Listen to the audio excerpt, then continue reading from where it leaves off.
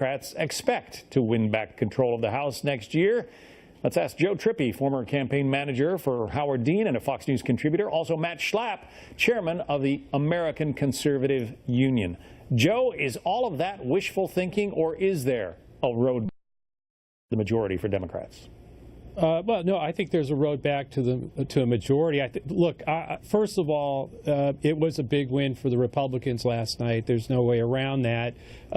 Most expensive race in the country's history, and the Republicans won the seat. It doesn't matter that there was better, stronger, closer, horseshoes and other things. It doesn't matter how close it was. We lost. On the other hand, I would point out that in 2009, Democrats won the first 5 special elections under Obama, just as they are GOP's doing with Trump.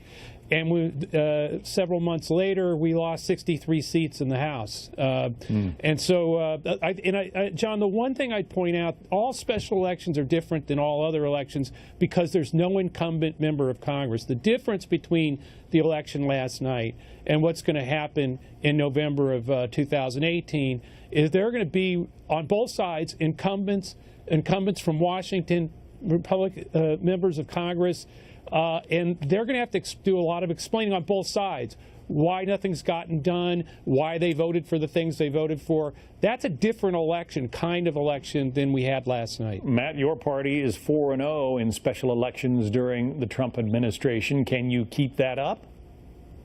I think so. The reason is that I actually think special elections do matter. It doesn't make that much difference in the math in the Republican conference in the House of Representatives. But what matters about these elections, John, and the elections we'll have going forward is that there's a real disconnect between grassroots Republican and conservative activists and what they see happening up on the Hill. And these grassroots activists are concerned that Republicans don't have their shoulder to the wheel to get the Trump agenda passed.